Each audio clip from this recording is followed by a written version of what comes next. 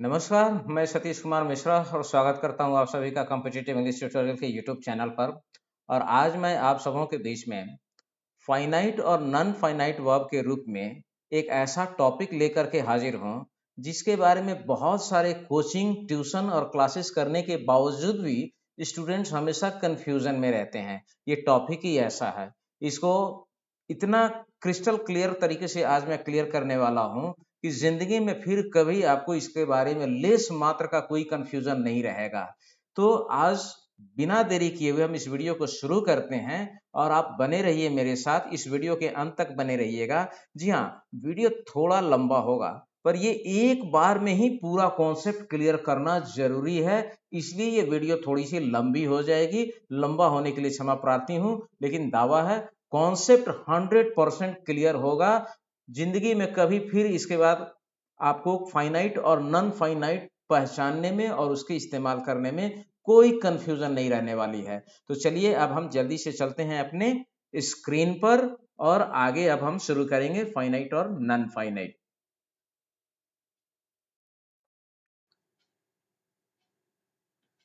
जैसा कि आप देख पा रहे हैं आपके स्क्रीन पर,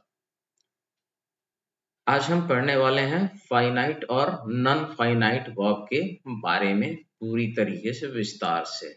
हम इसकी एक एक परतों को आज खोलेंगे और बिल्कुल क्रिस्टल क्लियर कंसेप्ट की तरीके से। तो सबसे पहली बात यह है कि रूप या फॉर्म के हिसाब से, यानी वर्ब जो अपना फॉर्म चेंज करता है उसके अकॉर्डिंगली इसको दो भाग में बांटा गया है।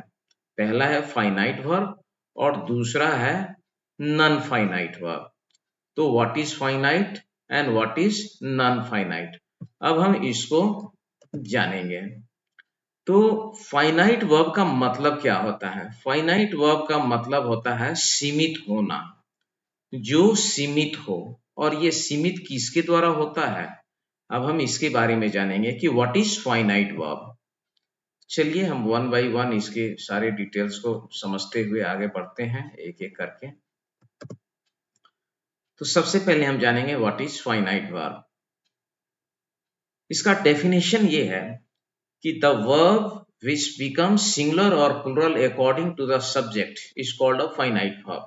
It not only changes its form according to tense but person of the subject also. यानी फाइनाइट वर्ब उसे कहते हैं जो अपना रूप यानी एक वचन या बहुवचन वाक्य के सब्जेक्ट के अनुसार बदलता है, और यह अपना रूप न केवल सब्जेक्ट के पर्सन के अनुसार बदलता है बल्कि टेंस के बदलने पर भी बदलता है।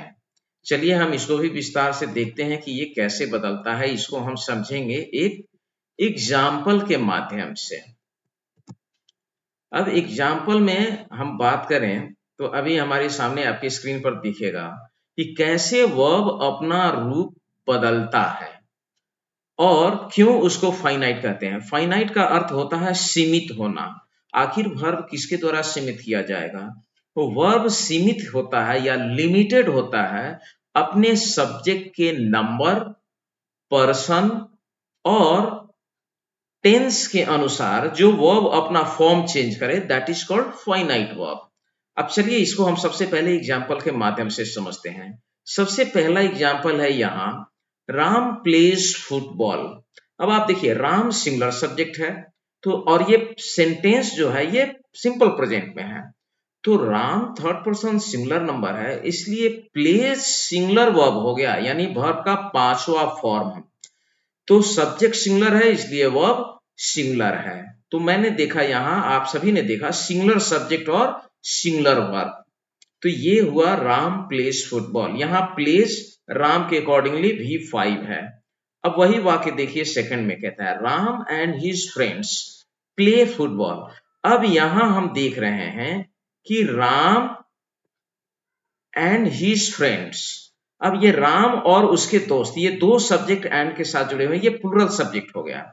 और जैसे ही सब्जेक्ट प्लूरल हुआ ये वर्ब का बेस फॉर्म यानी V1 प्ले हो गया। तो राम के साथ प्लेज है और राम एंड हिज फ्रेंड्स के साथ प्ले हो गया, यानी प्लूरल सब्जेक्ट प्लूरल वर्ब। तो इस दो एग्जाम्पल में हमको क्लियर हो गया कि यहाँ वर्ब सिंगुलर अगर सब्जेक्ट है तो वर्ब सिंगुलर हो गया, Ram and his friends subject plural हो गया तो वर्ब भी प्लूरल हो गया। और इस तरीके से ये वर्ब अपना रूप बदल रहा है, यानी सब्जेक्ट के नंबर चेंज होने पर वर्ब भी सिंगुलर और प्लूरल यानी अपना नंबर चेंज कर रहा है। यही है फाइनाइट वर्ब का पहचान। हम एक और एग्जांपल देखते हैं। ये हमने सब्जेक्ट के नंबर के अकॉर्डिंग वर्ब का चेंज होना देखा। अब हम देखेंगे सब्जेक्ट के पर्सन के अकॉर्डिंग वर्ब कैसे चेंज करता है। यहां देखिए, आई गो टू पटना, ये भी सेंटेंस जो है ये प्रेजेंट टेंस में है और उसमें भी सिंपल प्रेजेंट है, लेकिन यहाँ सब्जेक्ट आई जो है ये फर्स्ट पर्सन है और फर्स्ट पर्सन सिंगुलर नंबर है। बावजूद हम जानते हैं कि फर्स्ट पर्सन सिंगुलर सब्जेक्ट के साथ भी वर्ब का प्लूरल फॉर्म यानी बेस फॉर्म इस्तेमाल किया जाता है। I go to Patna, first person singular subject के साथ V1 का इस्तेमाल हुआ। लेकिन यही सब्जेक्ट अगर मैं यहाँ पर्सन बदल दे रहा हूं, आई के बजाय अब ही कर दे रहा हूं चौथे वाक्य में, तो ही क्या है, थर्ड पर्सन सिंगुलर नंबर है। और ही जैसे ही यहाँ फर्स्ट पर्सन से बदलकर subject second third person singular number हुआ, गो बदल करके गोज हो गया। चूंकि ये सेंटेंस जो है यह भी सिंपल प्रेजेंट में है और प्रेजेंट टेंस में होने के कारण यहां ही गोज हो गया, यानी यहां भी गो का गोज हो रहा है। जैसे ही पर्सन फर्स्ट पर्सन से सब्जेक्ट फर्स्ट पर्सन से चेंज होकर के थर्ड पर्सन में आया, ये वर्ब अपना रूप बदल रहा है। तो हमने अभी तक 4 सेंटेंस के एग्जांपल में ये देखा कि वर्ब सब्जेक्ट के नंबर के अकॉर्डिंगली अपना रूप बदलता है और दूसरे सेंटेंस में हमने देखा कि वर्ब अपने सब्जेक्ट के पर्सन के अकॉर्डिंग भी फॉर्म चेंज करता है। अब तीसरा यानी 5वां सेंटेंस में हम जो एग्जांपल देख रहे हैं वो टेंस के अकॉर्डिंगली देखेंगे। Sita sings a song, Sita third person singular subject है और ये सिंपल प्रेजेंट में सेंटेंस है, तो यहाँ सीता के साथ V5 का प्रयोग किया गया, सीता सिंग्स ए सॉन्ग। लेकिन जब वही हम टेंस चेंज करते हैं, यानी सिंपल पास्ट टेंस जब हमने किया, सीता sang ए सॉन्ग। अब यहां देखिए, सिंपल प्रेजेंट में सीता के साथ V5 है, सिंग्स, और छठे सेंटेंस में सीता के साथ sang, ये जो है ये वर्ब का सेकंड फॉर्म है, यानी यहाँ वर्ब टेंस चेंज होने के अकॉर्डिंगली भी अपना फॉर्म चेंज कर रहा है, इसलिए ये फाइनाइट वर्ब है। ये सब फाइनाइट वर्ब के पहचान है, लक्षण है। जो हमने डेफिनेशन बताया उसको मैं एग्जांपल के माध्यम से प्रूव करने की कोशिश कर रहा हूं। आगे आप देखिए, he can read this book। अब कैन यहाँ मॉडल वर्ब है और मॉडल वर्ब्स क्या होते हैं, ये एक्सप्रेस करते हैं मूड को। तो कैन जो होता है वो भी फाइनाइट वर्ब होता है, यानी कैन का कुड होगा लेकिन रीड ज्यों का त्यों रहेगा। तो जितने भी मॉडल्स होते हैं ये सारे फाइनाइट वर्ब्स होते हैं। आगे हम जानेंगे मॉडल वर्ब्स के बारे में। अगला जो कॉन्सेप्ट है ये हम पहचान, यानी फाइनाइट वर्ब की पहचान क्या है। तो फाइनाइट वर्ब की पहचान ये है कि सब्जेक्ट के तुरंत बाद, फाइनाइट वर्ब का जो सबसे मेन पहचान है, लक्षण, वो ये है कि सब्जेक्ट के तुरंत बाद आने वाला वर्ब फाइनाइट होता है, चाहे वह मेन वर्ब हो अथवा हेल्पिंग वर्ब हो। यानी जब वाक्य में केवल एक ही वर्ब हो तो वह हमेशा फाइनाइट वर्ब ही होता है, और जब भी किसी वाक्य में एक से अधिक वर्ब एक समूह के रूप में आए तो उसमें सबसे पहला वर्ब ही फाइनाइट होता है और अन्य सभी नॉन फाइनाइट होते हैं। यहां तक कि सारे मॉडल्स फाइनाइट होते हैं क्योंकि ये हमेशा सब्जेक्ट के ठीक बाद आते हैं। अब हम इसी चीज को एग्जाम्पल के माध्यम से समझेंगे और ये एग्जाम्पल आपके सामने बिल्कुल यहाँ क्रिस्टल क्लियर होने जा रहा है। आप देखिए, पहला एग्जाम्पल है आई एम प्लेइंग। इसमें 2 वर्ब है, एम हेल्पिंग वर्ब है और प्लेइंग मेन वर्ब है। तो आप देखिए कि आई के साथ एम लगता है, ये एम जो है यही फाइनाइट वर्ब है। यहाँ 2 वर्ब है, हेल्पिंग वर्ब मेन वर्ब, लेकिन यहाँ हेल्पिंग वर्ब सब्जेक्ट के ठीक बाद आया है और आप सभी जानते हैं कि प्रेजेंट कंटिन्यूअस टेंस में आई के साथ एम ही लगता है, ना इज लगता है ना आर लगता है, तो ये एम सब्जेक्ट के अकॉर्डिंग लगा। दूसरा, ही इज प्लेइंग, ये भी प्रेजेंट कंटिन्यूअस टेंस का वाक्य है, लेकिन यहाँ इज हेल्पिंग वर्ब है और प्लेइंग मेन वर्ब है, लेकिन इज फाइनाइट वर्ब है, प्लेइंग नॉन फाइनाइट हो गया। यानी पहला जो वर्ब जो सब्जेक्ट के ठीक बाद आए वही फाइनाइट वर्ब होता है। तो ही इज प्लेइंग में इज फाइनाइट वर्ब है, ये अकॉर्डिंग टू सब्जेक्ट। ही के साथ तो हम एम लगा नहीं सकते, आर भी नहीं लगाते हैं, इसलिए इज जो है ये फाइनाइट वर्ब हुआ। अब हम देखेंगे दे आर प्लेइंग। अब देखिए यहाँ they third person plural subject है और प्लूरल सब्जेक्ट के हिसाब से हमने क्या लगाया, आर। ये भी प्रेजेंट कंटिन्यूअस का टेंस है, तो यहाँ आर प्लेइंग में आर हेल्पिंग वर्ब है और प्लेइंग मेन वर्ब है, लेकिन हेल्पिंग वर्ब पहले आ रहा है और सब्जेक्ट के ठीक बाद आ रहा है, यही फाइनाइट वर्ब है। क्योंकि अगर हम प्लेइंग की बात करें तो सब्जेक्ट सिंगुलर है आई, लेकिन प्लेइंग उसके साथ भी लग रहा है। ही थर्ड पर्सन सिंगुलर सब्जेक्ट है, फिर भी प्लेइंग का प्रयोग हो रहा है, और दे प्लूरल सब्जेक्ट है, फिर भी प्लेइंग है। तो प्लेइंग का रूप कहीं नहीं बदल रहा है, लेकिन रूप बदल किसका रहा है, हेल्पिंग वर्ब अपना रूप बदल रहा है। एम इज आर ये अकॉर्डिंग टू सब्जेक्ट अपना रूप बदल रहा है, इसलिए ये फाइनाइट वर्ब हुआ। तो एम इज आर कहने को हेल्पिंग वर्ब है, लेकिन यही फाइनाइट वर्ब है। तो helping finite verb main verb भी हो सकता है और हेल्पिंग वर्ब भी हो सकता है। आमतौर पर जब हेल्पिंग वर्ब और मेन वर्ब दोनों एक साथ आए तो हेल्पिंग वर्ब फाइनाइट होता है और मेन वर्ब नॉन फाइनाइट होते हैं। हम कुछ और एग्जांपल देखते हैं। They have been playing. अब यहां देखिए हैव बीन प्लेइंग में देख रहे हैं कि यहां एक से अधिक वर्ब है, यानी एक हैव बीन प्लेइंग, ये तीन वर्ड का वर्ब है और तीनों एक समूह में आए हैं। इसमें हैव पहला जो शब्द है ये फाइनाइट वर्ब है और बीन प्लेइंग ये नॉन फाइनाइट आ जाएगा। और वैसे भी सब्जेक्ट के तुरंत बाद हैव आया तो हेल्पिंग होते हुए भी ये फाइनाइट वर्ब है। आगे देखेंगे हम एक example. I am a boy. अभी तक की इसके पहले के मैंने जो भी एग्जांपल आपको दिखाए थे, I am playing, he is playing, they are playing, इसमें दो दो वर्ब्स आ रहे थे, एक हेल्पिंग वर्ब और एक मेन वर्ब। तो जब दो वर्ड आएगा तो उसमें जो सबसे पहला होता है वो फाइनाइट होता है, लेकिन जहां एक ही वर्ब हो सेंटेंस में, एज फॉर एग्जांपल यहां देखिए I am a boy, I was a boy, तो यहां एक ही वर्ब है इस सेंटेंस में, तो वही फाइनाइट वर्ब होगा। और सीता इज हैप्पी, यहां इज एक ही वर्ब है, भले यह स्टेट को बता रहा है और हेल्पिंग वर्ब के रूप में होता है, लेकिन यहां यही मेन वर्ब है, क्योंकि इस वाक्य का एक ही वर्ब है और वो है इज, इसलिए ये फाइनाइट वर्ब हो गया। कुल मिलाकर के अब अगर हम समरी की बात करें तो समरी ये हुआ इसके विषय में कि फाइनाइट वर्ब सब्जेक्ट के नंबर के अकॉर्डिंग चेंज होता है, फाइनाइट वर्ब सब्जेक्ट के पर्सन के अकॉर्डिंग अपना रूप बदलता है, और finite verb according to tense भी अपना रूप बदलता है। यहां तक कि सबसे मुख्य बात तो ये है कि बिना फाइनाइट वर्ब के वाक्य की रचना हो ही नहीं सकती, यानी नॉन फाइनाइट वर्ब हो भी सकता है वाक्य में या नहीं भी, किंतु फाइनाइट वर्ब हर हाल में होगा ही। हम बिना फाइनाइट वर्ब के सेंटेंस की रचना नहीं कर सकते। एज फॉर एग्जाम्पल अगर हम यहाँ अभी सारे एग्जाम्पल में देख लिया, आई एम अ बॉय, यहाँ आई एम एक ही वर्ब है और यही फाइनाइट वर्ब है, तो बिना फाइनाइट वर्ब के सेंटेंस नहीं हो सकता। ये बिल्कुल आज के बाद में क्लियर होना चाहिए। नॉन फाइनाइट वर्ब हो भी सकता है, नहीं भी हो सकता है, लेकिन बिना फाइनाइट वर्ब के तो सेंटेंस की कल्पना भी नहीं की जा सकती है। इसका सवाल ही पैदा नहीं होता है कि बिना फाइनाइट वर्ब के वाक्य की रचना हो जाए, ये बिल्कुल भी संभव नहीं है। आगे अब हम जानेंगे कि नॉन फाइनाइट वर्ब हम किसे कहते हैं, what is non finite verb. तो नॉन फाइनाइट का मतलब होता है असीमित, यानी नॉन लिमिटेड, अर्थात इस पर सब्जेक्ट के नंबर, जेंडर और पर्सन के चेंज होने का कोई इफेक्ट नहीं पड़ता, इसके रूप में कभी कोई बदलाव होता ही नहीं है।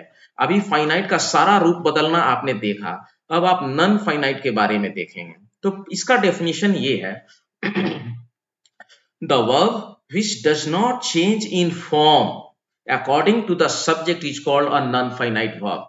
It remains in the same form whether the number or person of the subject changed. It also does not change its form even tense is changed. यानी just finite का रिवर्स है।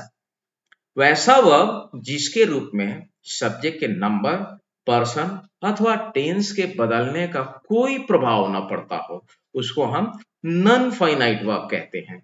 एग्जाम्पल अभी हम इसको भी समझेंगे कैसे, इसको भी हम एग्जाम्पल के माध्यम से अभी देखेंगे कि नॉन फाइनाइट वर्ब कैसे रूप चेंज नहीं करता है। चलिए अभी आपके स्क्रीन पर दिख रहा होगा ये, Ram likes to play football. अब यहां देखिए, राम सिंगुलर सब्जेक्ट है और इसके साथ यहाँ V5 लाइक्स है, ये फाइनाइट वर्ब, ये पहला वर्ब आया है। और उसके बाद क्या आ रहा है, टू प्ले। ये टू प्ले जो है ये नॉन फाइनाइट है। अब क्यों नॉन फाइनाइट है, इसका एक नहीं कई प्रयोग मैंने किया है और आप देखिएगा कि इसका रूप नहीं बदल रहा है। राम सिंगुलर सब्जेक्ट है, थर्ड पर्सन है, फिर भी टू प्ले है। अब देखिए, राम एंड हिज फ्रेंड्स, यहां दो सब्जेक्ट है, राम एंड हिज फ्रेंड्स, ये दोनों मिलकर प्लूरल हो गए। और ये जब दोनों प्लूरल हो गए तो राम के साथ लाइक्स था, but Ram and his friends के साथ यहाँ लाइक का प्रयोग हो रहा है। ये लाइक क्या है, ये लाइक फाइनाइट वर्ब है। सिंगुलर सब्जेक्ट राम के साथ लाइक्स हुआ और राम एंड हिज फ्रेंड के साथ लाइक हो गया, यानी V1 का प्रयोग हो गया। बट आप देखेंगे तो यहां भी टू प्ले है और इसमें भी टू प्ले है। मैंने इसको ब्रैकेट में यहां दिखाने के लिए लिखा है, टू प्ले का रूप चेंज नहीं हो रहा है। ये सिंगुलर में भी टू प्ले है, सब्जेक्ट राम सिंगुलर है तो भी टू प्ले है, और Ram and his friends plural subject के साथ ही लाइक के बाद टू प्ले का इस्तेमाल हो रहा है, यानी इसके फॉर्म में कोई चेंज नहीं आ रहा है। तो ये पहला पहचान आपने देखा कि एक एग्जाम्पल देखा कि सब्जेक्ट के नंबर के accordingly in non finite verb का रूप नहीं बदलता है। अब देखिए, आई वॉन्ट टू स्लीप, यहां फर्स्ट पर्सन है सब्जेक्ट का और वांट है, इसके साथ V1 लगा, उसके बाद टू स्लीप। तो यहां हमने टू स्लीप को ब्रैकेट के अंदर में रखा है आपको दिखाने के लिए।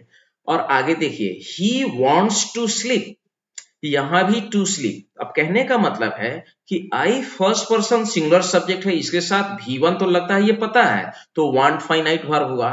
ही थर्ड पर्सन सिंगुलर सब्जेक्ट है, इसके साथ वांट्स हो गया, क्योंकि दोनों टेंस वाक्य जो हैं सेंटेंस ये सिंपल प्रेजेंट में है। अब सिंपल प्रेजेंट में है तो आई के साथ वांट, बट ही के साथ वांट्स, तो यहाँ वांट और वांट्स रूप अपना बदल रहा है, क्योंकि ये फाइनाइट वर्ब है, पहला वर्ब है। लेकिन टू स्लीप अपना रूप नहीं बदल रहा, दोनों ही सेंटेंस में, सब्जेक्ट सिंगुलर हो या प्लूरल। दूसरा, सब्जेक्ट फर्स्ट पर्सन का हो या थर्ड पर्सन का हो, यानी सब्जेक्ट के पर्सन चेंज होने के बावजूद भी टू स्लीप अपना फॉर्म चेंज नहीं कर रहा है। ये भी एक एग्जांपल आपने देखा, नॉन फाइनाइट अपना रूप चेंज नहीं करता है सब्जेक्ट के पर्सन चेंज होने के बावजूद। अब हम समझते हैं एक और एग्जांपल के माध्यम से, Sita likes to dance.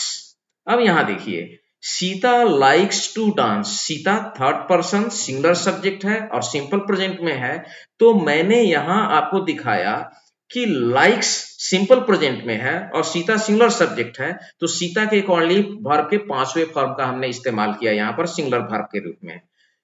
But to dance को मैंने यहां ब्रैकेट में दिखाया है। अब यही देखिए, टेंस चेंज हो रहा है, सीता लाइक्ड, तो जब टेंस हम चेंज कर रहे हैं तो सिंपल प्रेजेंट में लाइक्स है, लेकिन सिंपल पास्ट में लाइक्ड है, इसका रूप नहीं बदल रहा है। और टू डांस, सॉरी, लाइक्स रूप बदल रहा है और लाइक्ड भी रूप बदल रहा है, लेकिन टू डांस दोनों में ही फिक्स है, यानी सिंपल प्रेजेंट हो तभी टू डांस नहीं बदल रहा है और सिंपल पास्ट हो गया तो भी टू डांस रूप अपना नहीं बदल रहा है। यानी हमने अभी इस एग्जांपल में ये देखा कि 2 प्लस V1, ये नॉन फाइनाइट वर्ब का एक छोटा सा एग्जांपल मैंने दिया कि सब्जेक्ट के नंबर बदलने पर नॉन फाइनाइट वर्ब अपना रूप नहीं बदल रहा है। दूसरा, तीसरा और चौथा सेंटेंस में मैंने ये एग्जांपल दिया कि सब्जेक्ट का पर्सन चेंज हो रहा है, फिर भी नॉन फाइनाइट अपना रूप नहीं बदल रहा है। और तीसरे सेंटेंस यानी कि पांचवा और छठा, तीसरा एग्जांपल, सेंटेंस नहीं एग्जांपल मुझे कहना चाहिए था, तीसरे एग्जांपल में मैंने आपको ये दिखाया कि टेंस चेंज होने के बावजूद भी नॉन फाइनाइट के फॉर्म में कोई परिवर्तन नहीं हो रहा है। अब हम आगे कुछ और एग्जाम्पल्स को देखेंगे। तो अब हम ये जानेंगे कि व्हाट इज नॉन फाइनाइट, और सॉरी ये तो हम जान चुके हैं नॉन फाइनाइट के काइंड कितने होते हैं, यानी kinds of non finite verb. तो there are 3 kinds of non finite verb. Non finite verb के 3 काइंड होते हैं। तो अलग अलग हम इसको भी अब जानने वाले हैं कि नॉन फाइनाइट के कितने काइंड होते हैं। तो चलिए एक नजर हम उसको भी देख लें। तो अभी आपके स्क्रीन पर दिख रहा है, इन नॉन फाइनाइट वर्ब के 3 फॉर्म होते हैं। पहला 3 काइंड होते हैं, इन्फिनिटिव, दूसरा है जिरंड, और तीसरा है पार्टिसिपल। आप देख रहे हैं कि इन्फिनिटिव को मैंने ब्रैकेट में एक और नाम दिया हुआ है, वर्बल नाउन, और जिरंड का भी मैंने एक नाम दिया है, वर्बल नाउन, और पार्टिसिपल का मैंने एक और नाम दिया है ब्रैकेट में, वर्बल एडजेक्टिव। और यही अंतर है डायरेक्ट वर्ब के फंक्शन में और बाकी अदर पार्ट्स ऑफ स्पीच के वर्क में। और जब मैंने वर्ब का वीडियो बनाया था तो उसमें मैंने डिटेल से बताया था कि verb is king in English क्यों कहा जाता है। एक वर्ब इतना सारा रोल प्ले करता है जिसका कि कोई जवाब नहीं है, और इसका एक्सटेंशन इतना है, वो 1 बाय 1 आपको इस वीडियो में देखने को मिलेगा। तो चलिए आज हम 1 बाय 1 एक एक करके इन सारी परतों को देखते हैं। तो सबसे पहले हम जानते हैं इन्फिनिटिव है क्या, और इन्फिनिटिव को वर्बल नाउन क्यों कहते हैं। आगे हम जिरंड के बारे में भी जानेंगे, क्योंकि इन्फिनिटिव और जिरंड दोनों का फंक्शन एक ही जैसा होता है और इसीलिए दोनों को वर्बल नाउन भी कहा गया है। तो हम 1 बाय 1 चलते हैं, इन्फिनिटिव पर जानते हैं कि व्हाट इज इन्फिनिटिव। तो verb the base form of a verb which usually comes with to, यानी वर्ब का वह मूल रूप जो सामान्यतः टू के साथ आता है उसको हम इन्फिनिटिव कहते हैं। As for example to go, to play, to run, ये सभी वर्ब के बेस फॉर्म है, यानी 2 प्लस V1 इसको हम कहते हैं इन्फिनिटिव। तो जब इन्फिनिटिव बिना टू, अच्छा ऐसा है कि 2 प्लस V1 को इन्फिनिटिव कहते हैं, लेकिन इन्फिनिटिव कभी कभी बिना 2 के भी आता है, इसको भी अब एग्जाम्पल में जानेंगे। तो जब इन्फिनिटिव बिना 2 के आता है तो उसको हम बेयर इन्फिनिटिव कहते हैं, BARE, बेयर इन्फिनिटिव। अब हम जानेंगे इन्फिनिटिव का और भी पहचान क्या है उसको डिटेल से। चलिए पढ़ते हैं आगे। अब हम जानेंगे, आपने अभी बताया, यहाँ एक चीज आप देखेंगे इन्फिनिटिव के बारे में हमने बताया था, इन्फिनिटिव को कहते हैं वर्बल नाउन। तो व्हाट इज और इन्फिनिटिव किसे कहते हैं हमने ये भी देखा। अब हम जानेंगे कि वर्बल नाउन क्या है। तो वर्बल नाउन का दरअसल बात यह है कि when a verb does the function of a noun is called verbal noun। जब वर्ब किसी नाउन का फंक्शन करे, नाउन की तरीके से बिहेव करे, तो उसको हम कहते हैं वर्बल नाउन। अब हम ये जानेंगे, इसके लिए हमें जानना पड़ेगा कि नाउन का फंक्शन क्या है, what is the function of noun. हमें नाउन के फंक्शन को डिटेल से समझना पड़ेगा। तो अब हम जानेंगे function of noun। What is function of a noun? A noun mainly does the function of a subject of a verb, an object of a transitive verb, or as a complement of verb। यानी noun जो होता है वो या तो किसी verb का subject होता है, या किसी ट्रांजिटिव वर्ब का ऑब्जेक्ट होता है, या फिर ये किसी वर्ब के कॉम्प्लीमेंट के रूप में काम करता है।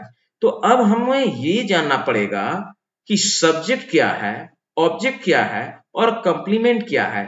हम इसको भी एक छोटे से ब्रीफ के रूप में जान लेते हैं कि व्हाट इज सब्जेक्ट। सब्जेक्ट कहते हैं डूअर ऑफ द एक्शन, यानी सेंटेंस में सब्जेक्ट जो कोई भी काम करता है, यानी सेंटेंस में जो काम करने वाला होता है वो कहलाता है subject. Subject is the doer of the action.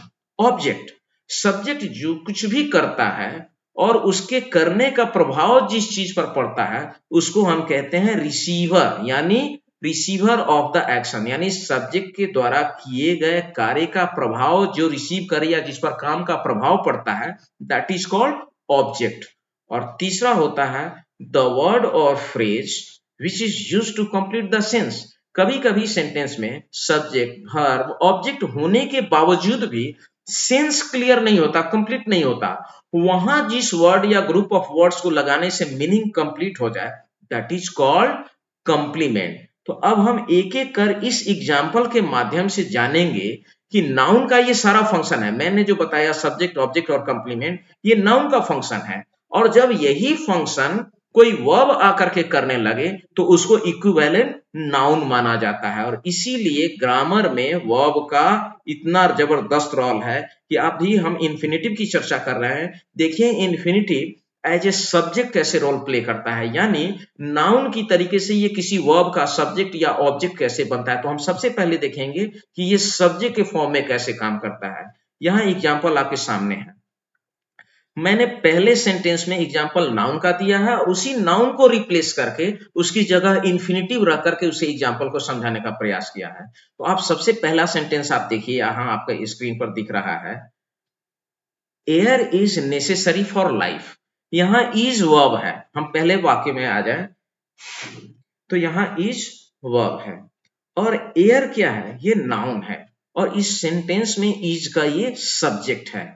Air is necessary for life, यानी हवा क्या है, हमारे जीवन के लिए जरूरी है। हवा के बगैर हम जिंदा नहीं रह सकते, ये बहुत कॉमन सी बात है। तो यहाँ इस सेंटेंस में एक और बात देखिए, एक ही वर्ब है और वो है इज, यानी इज क्या है, फाइनाइट वर्ब है। अब यहाँ देखिए इस वर्ब का सब्जेक्ट कौन है। सब्जेक्ट पता करने के लिए हम आमतौर पर वर्ब के पहले व्हाट लगा करके सवाल करेंगे और उसका जो जवाब मिलेगा that is called subject. What is necessary for life, answer मिला एयर, यानी हम बात कर रहे हैं एयर के बारे में। सब्जेक्ट का एक और डिफिनेशन होता है, that about which something is said is called the subject. जिसके विषय में हम कोई बात करें, that about which something is said, यानी जिसके विषय में कुछ कहा जाए वही वाक्य का सब्जेक्ट कहलाता है। यहाँ हम बात कर रहे हैं किस चीज के बारे में, एयर के बारे में, यानी हवा के बारे में। Air is necessary for life और एयर क्या है, नाउन है। तो यहाँ एयर इज सब्जेक्ट का, वर्ब का सब्जेक्ट है, इज का सब्जेक्ट है एयर। अब उस एयर को मैं रिप्लेस कर दिया और उसकी जगह मैंने लगा दिया टू ब्रीथ, BREATH। ब्रीथ मतलब होता है सांस लेना। अब आप देखिए सांस लेना और इसका बेस फॉर्म के साथ हमने टू लगा दिया, 2 + V1 यानी टू ब्रीथ। एयर को मैंने हटा दिया और उसकी जगह लगा दिया to breathe is necessary for life. पहले वाले वाक्य में सिर्फ मैंने नाउन एयर को रिप्लेस किया और उसकी जगह टू ब्रीथ को सेट कर दिया।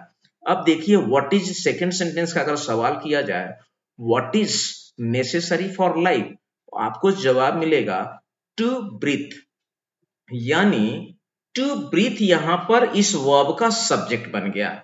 अब देखिए जो फंक्शन एयर नाउन के रूप में कर रहा है, यानी इस इज का सब्जेक्ट यहां एयर है, सेम उसी की जगह इज का सब्जेक्ट क्या बन गया, टू ब्रीथ, यानी इन्फिनेटिव सब्जेक्ट के रूप में यहां आया और नाउन को रिप्लेस करके आया। नाउन के बदले, नाउन को सॉरी मैं एक चीज कहूंगा, रिप्लेस नहीं किया मैंने, आपको यहां समझाने के लिए एयर को रिप्लेस करके उसकी जगह टू ब्रीथ को रखा है कि आप अपने आप को उससे कोरिलेट कर पाए कि मैं समझाना क्या चाह रहा हूं।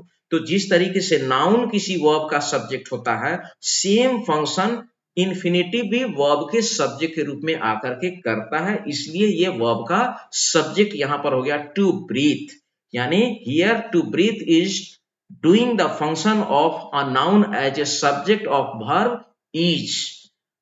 अब इसके 2-3 एग्जाम्पल हम और देख लेते हैं। टू अर इज ह्यूमन, अर्थात गलती करना मनुष्य की पहचान है। To err is human, mistake, गलती करना। To walk is an exercise. What is an exercise? To walk. Here we are talking about to walk. Therefore, to walk is the subject of this verb is. इस verb का subject हो गया to walk. इसलिए to walk भी यहां subject का काम कर रहा है। To advise is easy. मतलब सलाह देना आसान है। तो हमने देखा कि infinitive as a subject इस्तेमाल होता है, तो डोअर ऑफ द एक्शन यानी सब्जेक्ट के रूप में ये हमें। अब हम इन्फिनेटिव का ऑब्जेक्ट के रूप में इस्तेमाल देखेंगे। तो यहां आप देखिए कि एज ए ऑब्जेक्ट ये किस तरीके से काम कर रहा है। अब देखिए यहां भी मैंने समझाने के लिए पहला वाक्य जो लिखा है, सीता लाइक स्वीट्स। अब यहाँ सीता सब्जेक्ट है, we are talking about Sita, और वो क्या करती है, कौन सा काम करती है, पसंद करती है, उसे पसंद है, लाइक्स। क्या पसंद करती है, मिठाइयां पसंद करती हैं, उसे मिठाई पसंद है, सीता को मिठाई पसंद है। अब इस वाक्य की अगर हम बात करें तो सीता सब्जेक्ट हो गया, लाइक्स वर्ब हो गया और ट्रांजिटिव वर्ब है। इसका ऑब्जेक्ट कौन हो गया, स्वीट्स, यानी पसंद करने का प्रभाव पड़ रहा है किस पर, स्वीट्स पर। तो स्वीट्स जो है ये हमारा ऑब्जेक्ट हो गया, और ये स्वीट्स क्या है, नाउन। अब इस स्वीट्स को मैं रिप्लेस कर रहा हूं और सेंटेंस को मैं चेंज कर रहा हूं। देखिए, सीता लाइक्स टू डांस। इसका मतलब क्या हुआ, सीता को पसंद है क्या, नाचना। अब 2+V1 यहां भी आ गया। तो अब देखिए सब चीज पहले वाले वाक्य का ही मैंने यहां सेम रखा, स्वीट्स की जगह मैंने लगा दिया टू डांस। सीता को नृत्य, नाचना पसंद है, सीता को नृत्य पसंद है। तो यहां इस लाइक्स का ऑब्जेक्ट हो गया टू डांस। ठीक स्वीट के नीचे मैंने उसको लिखा है, यही बात समझाने के लिए कि जो फंक्शन सेंटेंस में sweets as a noun object के रूप में कर रहा है, सेम फंक्शन टू डांस यहां लाइक्स वर्ब के ऑब्जेक्ट के रूप में कर रहा है, यानी कि टू डांस इंफिनिटिव जो है एज एन ऑब्जेक्ट यहां इस्तेमाल हुआ। तो हमने देखा कि इंफिनिटिव एज एन ऑब्जेक्ट भी इस्तेमाल होता है। She refused to obey her, sorry एक सेंटेंस उसके नीचे आइए, a dog likes to eat meat. अब यहां देखिए, ए डॉग लाइक्स सब्जेक्ट हो गया, ए डॉग लाइक्स हो गया फाइनाइट वर्ब, ये पहला वर्ब है, अकॉर्डिंग टू उसके हिसाब से इसका रूप भी चेंज हो रहा है। To eat, a dog likes to eat, what does a dog like, to eat meat, meat खाना पसंद है। अब यहां टू ईट देखिए, इस वर्ब का लाइक्स का ऑब्जेक्ट हो गया to eat. At the same time to eat verb likes का ऑब्जेक्ट है, लाइक्स ट्रांजिटिव वर्ब हो गया, और टू ईट जो है as a transitive verb has an object meat. यहां पर इसका डबल कैरेक्टर देखिए, ये खुद ही नाउन की तरीके से वर्ब के ऑब्जेक्ट के रूप में भी इस्तेमाल हो रहा है, और एज ए ट्रांजिटिव वर्ब ये खुद अपना एक ऑब्जेक्ट अपने पास रखे हुए है, और वो है meat. A dog likes to eat meat. मैंने यहां ये एग्जांपल जानबूझ करके डाला कि वर्बल नाउन, ये वर्ब है, नाउन का फंक्शन करता है और अपना वर्ब का भी एक्शन अपने पास में रखता है। A dog likes, main verb ये हो गया यानी finite verb. To eat, to eat जो है यहाँ लाइक्स का ऑब्जेक्ट है, एज ए नाउन आया। लेकिन टू ईट को अगर हम देखें, टू ईट व्हाट, मीट, यानी टू ईट का ऑब्जेक्ट यहां पर मीट हो गया, और मीट नाउन है, तो ये खुद ही ऑब्जेक्ट है, और एज ए वर्ब ये अपना एक ऑब्जेक्ट अपने पास रखे हुए है। सेम एग्जांपल आप एक नेक्स्ट सेंटेंस में देखिए, शी रिफ्यूज्ड, उसने इनकार कर दिया, क्या, टू ओबे, आज्ञा बात मानने से, किसका, हर हस्बैंड। इस सेंटेंस में भी अगर आप देखें तो रिफ्यूज्ड का ऑब्जेक्ट हो गया टू ओबे, और टू ओबे क्या है, इंफिनिटिव है, और as a verb to obey अपना एक ऑब्जेक्ट अपने पास रखे हुए, और ऑब्जेक्ट क्या है, हर हस्बैंड। यानी वर्ब का डबल कैरेक्टर आप यहां देख रहे हैं, ये खुद भी नाउन की तरीके से काम कर रहा है, और एज ए वर्ब अपना एक ऑब्जेक्ट भी अपने साथ लेकर के चल रहा है। क्योंकि ऑब्जेक्ट दो ही चीज को होता है, एक वर्ब को और दूसरा प्रीपोजिशन को। प्रीपोजिशन के ऑब्जेक्ट के बारे में जब हम प्रीपोजिशन पर आएंगे तब चर्चा करेंगे, यहां हम इसके बारे में देख रहे हैं। और आगे कहता है, many boys desire to win, बहुत सारे बच्चों की इच्छा है, क्या इच्छा है, वो क्या इच्छा करते हैं, टू विन, जीतने की इच्छा करते हैं, व्हाट, प्राइजेस। यहां भी देखें तो डिजायर का ऑब्जेक्ट हो गया टू विन, यानी इंफिनिटिव एज एन ऑब्जेक्ट यहां इस्तेमाल हो रहा है, प्लस एज ए वर्ब अपना ये एक ऑब्जेक्ट अपने पास रखे हुए है, प्राइजेस। तो ये कितनी जबरदस्त कैपेसिटी है वर्ब की, इसीलिए वर्ब को ग्रामर में इंग्लिश का किंग कहा जाता है, ऐसे ही वर्ब किंग नहीं है। अब हम जानेंगे कॉम्प्लीमेंट के रूप में, यानी जिसको लगाने से मीनिंग कंप्लीट होता हो। चलिए अब हम इसके एग्जांपल को देखें। इसको भी मैंने नाउन का पहला एग्जांपल लिया है समझाने के लिए। The king made him. अगर मैं इतना ही पढ़ूं पहले वाक्य में, तो द किंग सब्जेक्ट हो गया, मेड वर्ब है और हिम ऑब्जेक्ट है, लेकिन मीनिंग जब तक हम मिनिस्टर की चर्चा नहीं कर रहे हैं तब तक ये सेंस अधूरा रहेगा। तो यहाँ मिनिस्टर जो है ये कॉम्प्लीमेंट के रूप में आया, इसको लगाने से मीनिंग कंप्लीट हो जाता है। The king made him what, minister. ये मिनिस्टर कॉम्प्लीमेंट है। अगर हम मिनिस्टर को इसमें से आउट कर दें तो द किंग मेड हिम ये सेंस क्लियर नहीं करता है, पर मिनिस्टर जैसे ही हमने लगा दिया अब इसे सेंस क्लियर हो गया। The king made him minister, राजा ने उसको मंत्री बनाया। अगला वाक्य देखिए, मिनिस्टर को मैं रिप्लेस कर रहा हूं, हटा रहा हूं और उसकी जगह मैं एक इंफिनिटिव डाल करके दिखा रहा हूं आपको एज एन कॉम्प्लीमेंट के रूप में। द किंग फोर्स्ड हिम, मैं इतना ही कहता हूं, राजा ने उसको बाध्य किया, क्या करने के लिए, टू गो। अब यहां टू गो जो है इसको लगा देते हैं तो सेंस क्लियर हो जाता है, यानी कंप्लीट हो जाता है। यहां to go as a complement इस्तेमाल हुआ। एट द सेम एग्जाम्पल हम आगे बढ़े तो she didn't want me to go, वह नहीं चाहती है, क्या नहीं चाहती है, शी डिडंट वांट मी, वह मुझसे नहीं चाहती है क्या, वहां जाना, she didn't me want me to go, वो नहीं चाहती है कि मैं जाऊं। यहां टू गो लगा देने पर सेंस क्लियर हो जा रहा है। आगे देखिए, एक्सरसाइज इज एसेंशियल, व्यायाम आवश्यक है, टू कीप फिट, यानी टू कीप फिट जो है यहां टू कीप जो हो गया ये एज ए कॉम्प्लीमेंट आया है। एक और एग्जांपल देख लीजिए, दे वॉच्ड अस प्ले, उन्होंने हमें देखा, दे वॉच्ड अस, कैसे देखा, खेलते हुए। यहां प्ले आप देखेंगे इसके पहले टू नहीं लगा हुआ है और इसी को कहते हैं बेयर इन्फिनिटिव। जब इन्फिनिटिव विदाउट टू इस्तेमाल हो और अपने बेस फॉर्म में रहे तो उसको बेयर इन्फिनिटिव कहते हैं। This is the example of bare infinitive. और कुछ ऐसे वर्ब हैं जिनके बाद बेयर इन्फिनिटिव का इस्तेमाल होता है, as for example make, help, see, hear, इसके बाद बेयर इन्फिनिटिव लगता है। जैसे he made him to go, he helped him to climb the tree, we saw her to read, I heard him to say, I heard him to sing, मैंने उसको गाते हुए सुना। तो यहां अगर हम देखें तो ये एज ए कॉम्प्लीमेंट इस्तेमाल हो रहा है और ये बेयर इन्फिनिटिव है। आगे हमने देख लिया कि इन्फिनिटिव का फंक्शन किस किस तरीके से वाक्य में होता है। अब हम एक एक करके जानेंगे। तो ये हमने इन्फिनिटिव वर्ब में इन्फिनिटिव वर्ब का रोल को देखा कि ये किस किस तरीके से सेंटेंस में अपना रोल प्ले करता है। इन्फिनिटिव को हमने कहा था वर्बल नाउन, और एट द सेम टाइम हमने जिरंड के बारे में भी कहा था कि जिरंड को हम कहते हैं वर्बल नाउन।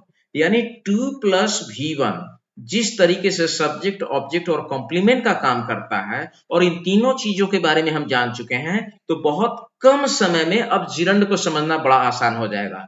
इन्फिनिटिव और जिरंड में कोई अंतर नहीं है सिवाय रूप के, फंक्शन दोनों का सेम है।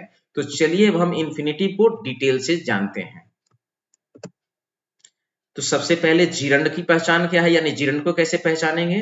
तो अभी हमने देखा कि 2 + V1 को इन्फिनिटिव कहते हैं और वो वर्बल नाउन है।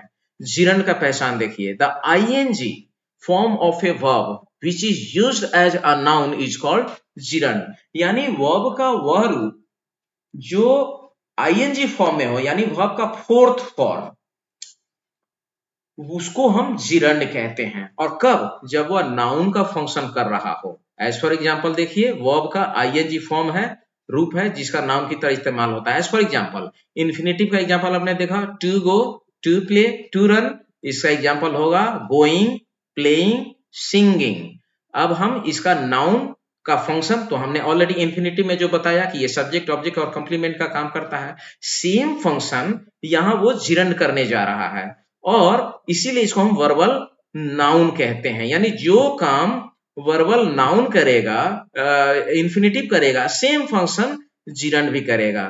तो अब हम इसके फंक्शन को भी डिटेल से जानेंगे, यानी सब्जेक्ट, ऑब्जेक्ट और कंप्लीमेंट के रूप में। तो ये तो हम इन्फिनिटिव में जान चुके हैं। तो चलिए हम जिरंड का इस्तेमाल एज ए सब्जेक्ट जानते हैं। एज ए सब्जेक्ट जिरंड का इस्तेमाल देखिए, मैंने यहाँ 3 चीज को लिया है, 3 सेंटेंस पहले में जानबूझ करके लिया है।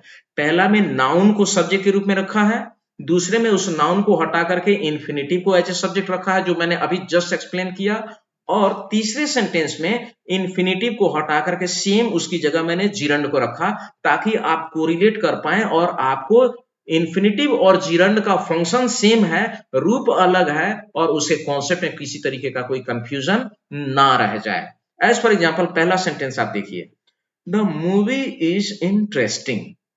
फिल्म रोचक है, फिल्म मजेदार है। इसमें द मूवी इज वर्ब जो है ये सब्जेक्ट है, इंटरेस्टिंग एडजेक्टिव है। तो इज यहां इस वर्ब का सब्जेक्ट हो गया द मूवी, और ये क्या है, नाउन। अब उस द मूवी नाउन को हटाकर मैं उसकी जगह एक इन्फिनिटिव को एज ए सब्जेक्ट डाल रहा हूं। To dance is an art. पहला सेंटेंस को आप सब्जेक्ट फाइंड आउट करने का तरीका होता है कि वर्ब को लेकर के व्हाट सवाल करेंगे, what is interesting, the movie. तो द मूवी सब्जेक्ट हो गया और ये नाउन है। अब सेकंड सेंटेंस में देखिए, to dance is an art. नृत्य एक कला है। What is an art, to dance. अब टू डांस क्या है, इन्फिनिटिव, जस्ट अभी मैंने एक्सप्लेन किया, और इस टू डांस की जगह मैंने लिख दिया डांसिंग इज एन आर्ट। ये वर्ब का चौथा फॉर्म है, और जो फंक्शन टू डांस कर रहा है द सेम फंक्शन डांसिंग कर रहा है। मींस इन्फिनिटिव और जिरंड में फंक्शन में कोई अंतर नहीं है, दोनों फंक्शन सेम है। अंतर है तो इनके रूप का, एक भी प्लस टू प्लस V1 है और दूसरा वर्ब का चौथा फॉर्म है। फंक्शन दोनों एज ए सब्जेक्ट कर रहे हैं। इसके और एग्जांपल देख लीजिए, walking is an exercise. What is an exercise, walking is an exercise. Next example देखिए, smoking is bad for health. What is bad for health, smoking. What is useful, playing is useful. तो हमने यहां पर देखा कि playing V4 as a subject इस्तेमाल हो रहा है। तो इस तरीके से हमने ऐसे ही जिरंड को वर्बल नाउन नहीं कहा, तो ये सब्जेक्ट के रूप में सारे आए। अब हम यहां पर जानेंगे इनके ऑब्जेक्ट का इस्तेमाल, यानी जिरंड एज ए ऑब्जेक्ट जब इस्तेमाल होता है तो उसका रूप देखिए। इसमें भी मैंने 3 सेंटेंस को पहले आपको समझाने के लिए लिया है। इसको हम थोड़ा सा स्क्रीन पर बड़ा कर देते हैं ताकि आपको फॉन्ट क्लियर दिखे। अब जैसे पहला सेंटेंस में देखिए, एज ए सब्जेक्ट था नाउन, यहां हमने ऑब्जेक्ट के लिए रूप में दिखाया है। Sita likes mangoes. सीता को आम पसंद है। सीता सब्जेक्ट है, ये फंक्शन कर रही है पसंद करने का। लाइक्स वर्ब हो गया, और इसके पसंद करने का इफेक्ट पर है आम पर, यानी पसंद करती है तो या तो वह आम खाएगी या नहीं है तो वह आम खरीदेगी, इसलिए आम इसका ऑब्जेक्ट हो गया मैंगोज, और ये क्या है, नाउन। अब उस मैंगोज नाउन को मैं रिप्लेस करके उसी जगह इन्फिनिटिव को डाल रहा हूं। Sita likes to dance. Sita को क्या पसंद है, नाचना पसंद है, ये इन्फिनिटिव है, एज ए ऑब्जेक्ट वर्ब का ऑब्जेक्ट हो गया। और इस डांस को मैं रिप्लेस कर रहा हूं, टू डांस को, उसकी जगह मैं V का चौथा फॉर्म यानी डांसिंग लगा रहा हूं। Sita likes dancing. सीता को नाचना पसंद है। तो ये देखिए कि टू डांस जो फंक्शन किया, जो मैंगोज का फंक्शन हो रहा है, सेम फंक्शन यहां डांसिंग का हो रहा है, यानी डांसिंग एज एन ऑब्जेक्ट इस्तेमाल हुआ। तो ये आपने जिरंड, यही जिरंड है, एज ए नाउन फंक्शन किया। आगे इसके कुछ और एग्जांपल देख लीजिए। I enjoy swimming. He loves playing. He is fond of playing. यहां पर हम देख रहे हैं कि एज ए ऑब्जेक्ट, यहां प्लेइंग किया है, प्रीपोजिशन का ऑब्जेक्ट हो गया यहां पर, फॉन्ड ऑफ, प्रीपोजिशन का फॉन्ड ऑफ जो है प्रीपोजिशन, उसका ये ऑब्जेक्ट हो गया।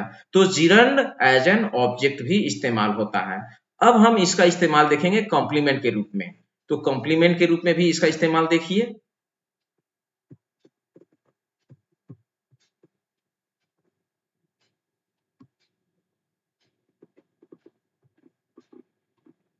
Ram is a teacher.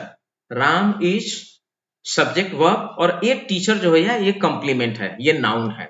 उस नाउन की जगह मैं इन्फिनिटिव को एज एन ऑब्जेक्ट इस्तेमाल कर रहा हूं, सॉरी कॉम्प्लीमेंट इस्तेमाल कर रहा हूं। Ram's hobby is to teach. यानी राम की हॉबी पढ़ाना है, तो टू टीच यहाँ कॉम्प्लीमेंट के रूप में आया, ये इन्फिनिटिव है। Ram's hobby is teaching, teaching भी यहाँ कॉम्प्लीमेंट है, लेकिन ये V4 है और इसी को जिरंड कहते हैं। तो इन्फिनिटिव और जिरंड में अंतर केवल रूप का है, फंक्शन दोनों का सेम है। मुझे समझाने का तरीका यही था या इरादा यही था, इसलिए मैंने नाउन पहले लिया, नाउन के बाद उसकी जगह इन्फिनिटिव को डाला और इन्फिनिटिव की जगह मैंने जिरंड को डाला। तो इन्फिनिटिव और जिरंड में अंतर केवल रूप का है, फंक्शन दोनों का सेम है, इसके अलावा कोई अंतर नहीं है। What I most dislike is smoking, जो मुझे सबसे ज्यादा नापसंद है वो क्या है? स्मोकिंग यानी धूम्रपान, यहाँ स्मोकिंग एज एन कॉम्प्लीमेंट इस्तेमाल हुआ। Seeing is believing, what Ram likes very much is playing. ये सारे जो आप V4 देख रहे हैं, ये सारे क्या है? ये सारे हम यहाँ पर इनको जो इस्तेमाल कर रहे हैं, ये as an complement, as a object और एज अ सब्जेक्ट इस्तेमाल कर रहे हैं इनको। तो ये हमने देखा जिरंड का जिरंड का उपयोग देखा। अब हम जानने वाले हैं participle. What is participle? Participle के बारे में कहा जाता है व्हाट इज पार्टिसिपल। तो आपने देखा कि मैंने जिस समय ये पार्टिसिपल बताया था उसका एक नाम दिया था वर्बल एडजेक्टिव, यानी आपने वर्ब का डबल कैरेक्टर देखा। पहला आपने देखा कि वर्ब नाउन का फंक्शन कैसे करता है, और इसको बताने वाले दो होगा इन्फिनिटिव और जिरंड। और ये जो पार्टिसिपल है ये एडजेक्टिव का काम करता है, यानी जिस तरीके से एडजेक्टिव किसी नाउन या प्रोनाउन को क्वालिफाई करता है, in the same way participle noun और प्रोनाउन का को क्वालिफाई करने का काम करता है एडजेक्टिव की तरीके से। तो in spite of being a verb, it qualifies a noun और pronoun like an adjective. So when a verb does the function of an adjective to qualify a noun or pronoun is called verbal adjective. There are two types of participle. Participle दो तरीके के होते हैं। अब हम जानेंगे participle के बारे में। तो पार्टिसिपल दो होता है, एक प्रेजेंट पार्टिसिपल और एक पास्ट पार्टिसिपल। पहचानने का तरीका ये है कि भी प्लस ing यानी वर्ब का चौथा फॉर्म, वॉकिंग, रनिंग, सिंगिंग, और पास्ट पार्टिसिपल यानी वर्ब का थर्ड फॉर्म, यानी जिसमें वर्ब प्लस डी, ईडी या ईएन लगा हो। As for example written, stolen, played, etc. तो सबसे पहले हम जानेंगे प्रेजेंट पार्टिसिपल के फंक्शन के बारे में। तो अभी यहां देखिए प्रेजेंट पार्टिसिपल का फंक्शन क्या है। There is cold water in the jug. अब यहां मैंने cold water, there is cold water in the jug, इस पहले सेंटेंस में अगर आप देखें तो कोल्ड वाटर में वाटर नाउन है और कोल्ड क्या है? एडजेक्टिव है। ये वाटर नाउन को क्वालिफाई कर रहा है, यानी एडजेक्टिव प्लस नाउन। ये मैंने पहला एग्जांपल दिया एडजेक्टिव और नाउन का। अब इसी कोल्ड की जगह मैं कैसे वर्ब का इस्तेमाल एज एन एडजेक्टिव कर रहा हूं आपको समझाने के लिए, जो पार्टिसिपल है। अब इस कोल्ड की जगह मैंने डाल दिया drinking. This is cold water की जगह मैं कह रहा हूं there is cold water in the jug. अब मैं कह रहा हूं दिस इज ड्रिंकिंग वाटर। कैसा पानी? पीने का पानी। यहां ड्रिंकिंग जो है इस नाउन को क्वालिफाई करने का काम कर रहा है, यानी वर्ब का चौथा फॉर्म है लेकिन क्वालिफाई करने का काम कर रहा है। ड्रिंकिंग वाटर, इसमें ड्रिंकिंग एडजेक्टिव है और वाटर नाउन है, यानी एडजेक्टिव प्लस नाउन। ये आपने एक रूप देखा इसका क्वालिफाई करने का। पानी की विशेषता बता रहा है, कैसा पानी? पीने का पानी। आगे देखिए, सी इज लेम, वह लंगड़ी है। यहां लेम एडजेक्टिव है, ये प्रोनाउन सी को क्वालिफाई कर रहा है। अब आगे देखिए, मैं इसको पार्टिसिपल के रूप में दिखा रहा हूं। I saw her dancing. यहां डांसिंग एडजेक्टिव है जो प्रोनाउन हर को क्वालिफाई कर रहा है। मैंने उसे देखा, कैसे देखा? नाचते हुए देखा, यानी यहां डांसिंग जो है ये हर को क्वालिफाई कर रहा है। नेक्स्ट देखिए, I saw a running deer. I saw a deer, यहां डियर क्या है? नाउन है, और रनिंग क्या है? प्रेजेंट पार्टिसिपल है जो डियर को क्वालिफाई कर रहा है। कैसा हिरन देखा? हिरन की विशेषता क्या थी? वो दौड़ता हुआ हिरन था, दौड़ते हुए हिरन को देखा। इसलिए रनिंग यहां पर एडजेक्टिव का काम कर रहा है और यही पार्टिसिपल कहलाता है।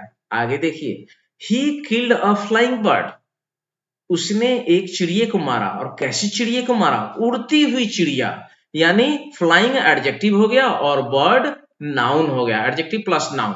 अब आपके मन में एक सवाल आ रहा होगा कि आपने अभी अभी आईएनजी वाला फॉर्म तो जिरंड बताया था और कहा था कि वो वर्बल नाउन है, और अभी अभी आप ये कह रहे हैं कि आईएनजी फॉर्म पार्टिसिपल है यानी एडजेक्टिव है, ये कैसे हो सकता है?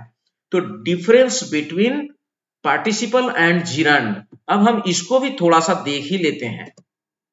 Difference between participle and gerund, तो ये क्या है?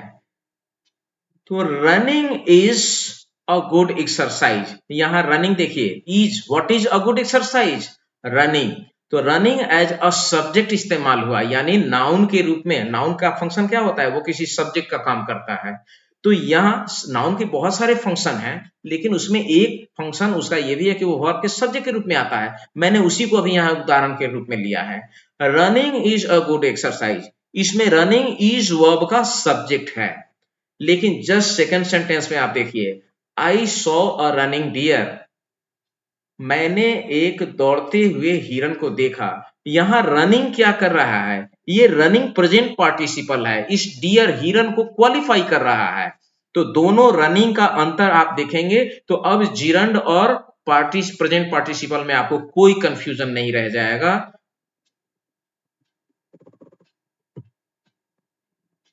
ये हुआ जिरंड और पार्टिसिपल का अंतर, इसलिए मैंने इस टॉपिक को इसमें जिरंड के पार्टिसिपल के साथ जिरंड को यहां पर शामिल किया। अब जो है ये है पास्ट पार्टिसिपल, हम इसके बारे में थोड़ा डिटेल से जानेंगे। तो पास्ट पार्टिसिपल का रूप होता है, वो मैं बता चुका हूं आपको। अब पास्ट पार्टिसिपल का भी फॉर्म समझते हैं।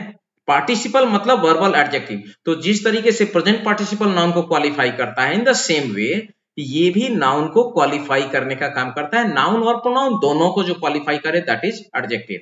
एज फॉर एग्जांपल, पहला सेंटेंस आप देखिए, this is a white egg, मतलब हुआ कि ये एक सफेद अंडा है। यहां एग नाउन है और व्हाइट एडजेक्टिव है। कहने का मतलब हुआ कि व्हाइट एडजेक्टिव है और एक नाउन है, एडजेक्टिव प्लस नाउन। आपने एग्जांपल देखा। अब इस व्हाइट की जगह मैं पार्टिसिपल लगा रहा हूं, this is a boiled egg, कैसा अंडा है? उबला हुआ अंडा है। यहाँ बॉइल्ड जो है वर्ब का तीसरा फॉर्म है, बॉइल्ड से बॉइल्ड बना हुआ है, बॉइल्ड बॉइल्ड, और ये नाउन को क्वालिफाई करने का काम कर रहा है। तो आपने देखा कि वर्ब कैसे नाउन को क्वालिफाई करता है। और एग्जांपल देखते हैं, I saw a big lion, यहाँ बिग क्या है? एडजेक्टिव है और ये लायन को क्वालिफाई कर रहा है। इस बिग की जगह, ये डायरेक्ट एडजेक्टिव है, उसकी जगह मैं वर्ब थॉट लगा रहा हूं यहाँ पर, I saw a dead lion, मैंने एक मरे हुए शेर को देखा। कैसा शेर देखा? आई सॉ ए लायन, मैंने एक शेर को देखा। और कैसा शेर देखा? मरा हुआ शेर देखा। तो डाई, डेड, डेड, यहां पर डेड वर्ब का तीसरा फॉर्म है, लेकिन लायन नाउन को क्वालिफाई कर रहा है, इसलिए इसको पार्टिसिपल कहते हैं, यानी वर्बल एडजेक्टिव कहते हैं। ये एग्जाम्पल है वर्ब कैसे एडजेक्टिव का रोल प्ले करता है। आगे हम देखेंगे, this is a broken plate, this is a plate, what type of plate? कैसा प्लेट? ब्रोकन प्लेट, टूटा हुआ प्लेट है। एक और एग्जांपल देखिए, I found his lost pen, मैंने उसके कलम को पाया। कैसा कलम था? खोया हुआ कलम था, खो चुका था। तो यहां वर्ब एज एन एडजेक्टिव अपना फंक्शन कर रहा है। तो आपने देखा इस वीडियो में मैंने एकदम क्रिस्टल क्लियर किया कि कैसे ये वर्ब जो होते हैं, वर्ब होने के बावजूद भी ये डिफरेंट रोल प्ले करते हैं। अब मैं आपको ये कहूंगा अंत में कि मुझे लगता है कि इस वीडियो को देखने के बाद कोई कंफ्यूजन अब फाइनाइट और नॉन फाइनाइट से संबंधित आपके पास में बिल्कुल भी नहीं रहने वाला है। और यदि मेरा ये प्रयास आपको पसंद आ रहा हो, मेरा प्रयास कैसा लग रहा है, आपको मेरा वीडियो कैसा लग रहा है, अगर आप कमेंट करते हैं तो आपका कमेंट मेरे लिए बहुत मायने रखता है। आपके कमेंट से सुझाव भी मिलता है, मार्गदर्शन भी मिलता है, और अगले वीडियो में और क्या काम करना है उससे भी बहुत लाभ मिलता है। मैं जो वीडियो अभी बना रहा हूँ ये किसी भी कॉम्पिटिटिव एग्जाम्स में इतना जबरदस्त रोल प्ले करने वाला है कि किसी भी बच्चे को आज के बाद इसमें कोई कंफ्यूजन नहीं रहने वाला है। और अंत में मैं आपसे यही कहूंगा कि यदि आप सभी को मेरा प्रयास पसंद आ रहा हो तो प्लीज मेरे वीडियो को लाइक कीजिए, सब्सक्राइब कीजिए और ज्यादा से ज्यादा लोगों तक इसको शेयर कीजिए। ये वीडियो थोड़ा लंबा हुआ, परंतु एक वीडियो में ही पूरा कॉन्सेप्ट क्लियर हो जाएगा। फिर कभी कहीं किसी दूसरी जगह ढूंढने की जरूरत नहीं रह जाएगी। और आप इसको देखते रहिए। आपके सहयोग के लिए बहुत बहुत धन्यवाद।